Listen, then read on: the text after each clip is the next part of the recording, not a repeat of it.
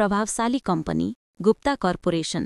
यहाँ सुरक्षा कडा, नियम कडा, तर आज एउटा सानो गल्तीले ठूलो भ्रम सृजना गर्न लाग्यो।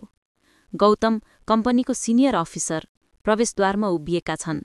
दुई अनजान आगन्तुक युवक र युवती बिना अनुमति भित्र पसेर आउँछन्। तिमीहरू कसरी भित्र आइपुग्यो? अनुमति त लिनुपर्ने थियो। युवक नर्भस, हामी केवल जानकारीका लागि आएका थियौं। युवती अशान्त, हामीले कसैलाई नछोएर यहाँ प्रवेश गर्यौं। शालिनी कम्पनीकी पर्सनल सेक्रेटरी रिसेप्सनमा फोनमा व्यस्त, उनलाई पुरानो परिचयको जानकारी थिएन। तिमीहरू बिना अनुमति भित्र कसरी आयो? युवक र युवती अझै नर्भस, माफी माग्ने संकेत गर्छन्। त्यसै क्षण मिस्टर अभिनव गुप्ता, कम्पनीका उपाध्यक्ष, कोठामा प्रवेश गर्छन्। यहाँ कसैले अपोइन्टमेन्ट बिना भेट गर्दैन, सुरक्षा बोलाऊ।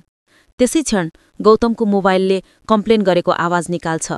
स्क्रिनमा नाम अवनी देखिन्छ। गौतमले फोन उठाउँछन्, तर लो ब्याट्रीले फोन स्विच अफ भयो।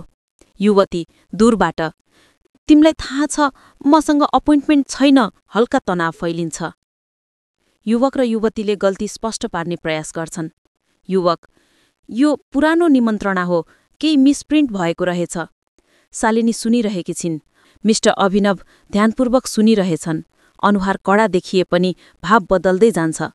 मिस्टर अभिनव नरम स्वरमा, कहिले कहिले नियमभन्दा मानिसको कथा बढी महत्त्व राख्छ। सबै नर्भस तर हल्का राहत महसुस गर्छन्। कन्फरेन्स रुममा कागजात र चियाका कप।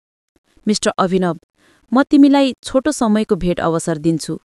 युवक र युवती हल्का मुस्कान, आदरपूर्वक। शालिनी र गौतम प्रसन्न। युवक र युवती हात समाएर कम्पनीबाट बाहिर हिँड्छन्। मिस्टर अभिनव सम्मानपूर्वक निहाल्छन्। शालिनी र गौतम मुस्कुराउँछन्।